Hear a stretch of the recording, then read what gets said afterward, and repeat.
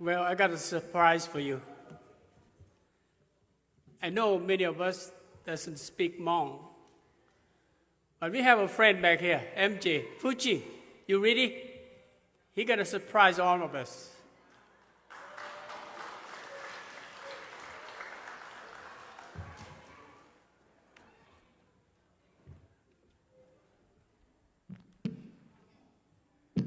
All right, I heard some ladies are going to come dance too.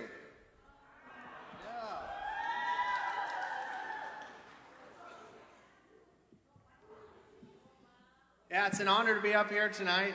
Thank you so much for having me. It's been so nice meeting all of you guys, and you have such great hospitality.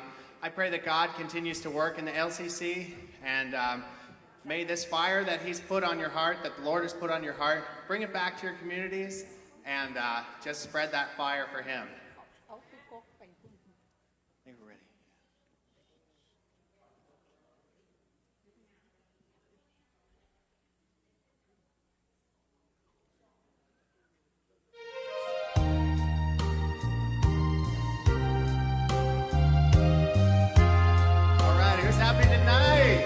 Praise the Lord, we're here.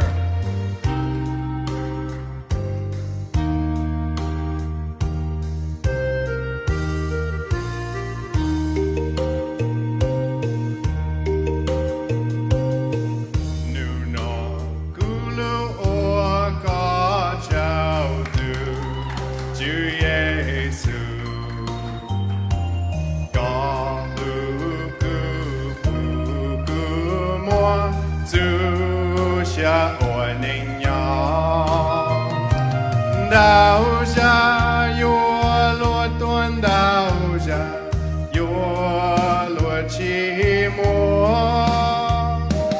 zu xia zu ban o ninh nhỏ hu lung la tế no vì có lu có chờ zu cha cha mua nhỏ.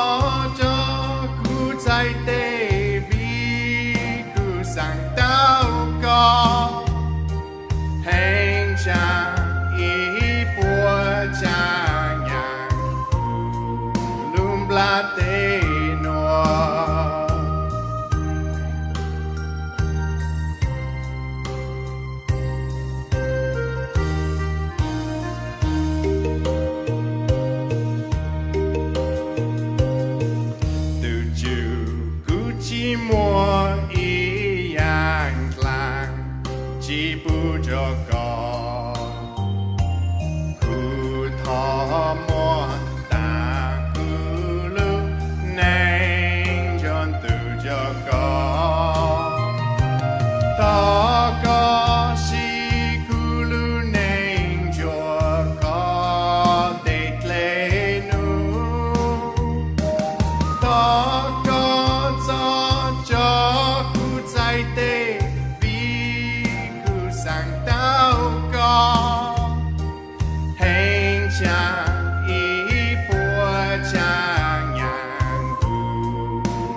la te noa.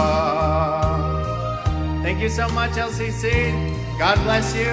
Pawgntseeg phong công mong cho mê o. Thank you. Thank you, ladies. Thank you. Wachanda.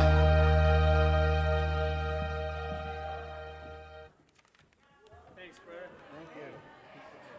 I had a good group behind me. Yes. Thank you. บอกยัง